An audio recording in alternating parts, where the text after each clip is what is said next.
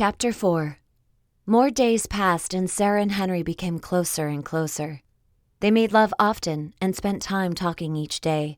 Or at least, Sarah guessed days were passing. It was still hard for her to tell. It was after a bout of sensual lovemaking, slow and orgasm-inducing, in Sarah's case multiple orgasm-inducing, and they were lying together, nude, Sarah's leg thrown over the alien's torso, her finger tracing lazy circles over his smooth chest. "You're the only one that talks to me," Sarah said. Not even one other alien had come to see her since she had been in the ship. It had only been Henry, his presence a familiar feeling in her brain. She wasn't sure her eyes could be able to tell the aliens apart, but her brain could. Henry felt a certain way, comfortable. "It is my job," Henry said in the young woman's head.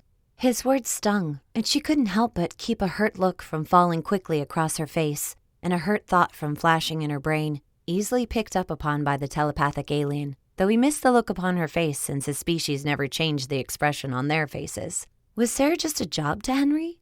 He was fucking her for shit's sake. Was that his job? She had given everything to the alien, without nearly as much consideration as she would back on Earth, which was strange. She kept yelling to herself from the back of her mind. "I misspoke," Henry said calmly. His voice was a strange thing, calm and deep, but it wasn't really his voice at all, since it was only in the young woman's head. The whole thing was sure to drive her crazy if she gave it any thought at all. "I only mean that I am tasked with taking care of you, though that was supposed to only mean feeding you." Sarah grinned. "You're going above and beyond the call of duty," she said. Henry laughed again. "Yes," he said, "I am." "So how many of you are on the ship, of your species?" "We are Aeons," Henry said. "How many Aeons are there?" "Just under 100 are on this craft," Henry said. "How did you get this job?" And she knew right away she had said something wrong, for the alien's face turned a dark gray. It was obvious he was displeased. "I am being punished," he said. "I wish not to be on this ship. At least, I did not until we picked you up." Sarah reached down as the alien spoke and took the crystal within her fingers. The alien looked at it. "Why are you being punished?" she asked.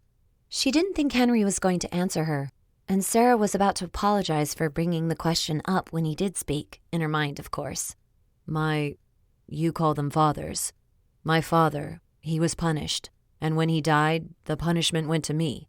That is how we do things on our world." "That sounds awful," Sarah said. "It isn't fair." "No, it is not. But it is my burden to withstand, as it will be my son's duty, if I ever am to have one." "We couldn't, have a child, could we?" Sarah asked. That seemed to amuse Henry, for his face flashed scarlet. "I think not," he said. "What did your father do?" Sarah pushed. "He refused military service. He was a coward. I wish nothing more than to fight, but I am barred from doing so, and so I was sent to the ship." "You wish to fight? In the military?" "Yes," Henry said. "Warriors are looked upon very favorably on our world. I wish it more than anything, but it is not to be." "You seem almost scared of my necklace," Sarah said, holding the crystal. "I noticed you're very careful not to touch it, even when we are making love." "It could hurt me," Henry said, and then his face turned red and the balls on his neck shook. "At least that's what they say. I'm not a superstitious being, but I do not want to take the chance." "What is it exactly?" Sarah asked, looking down at the crystal. "What does it do?"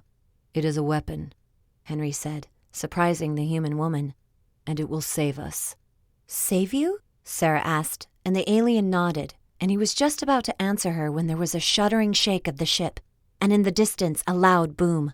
"What was that?" Sarah asked, sitting up in bed.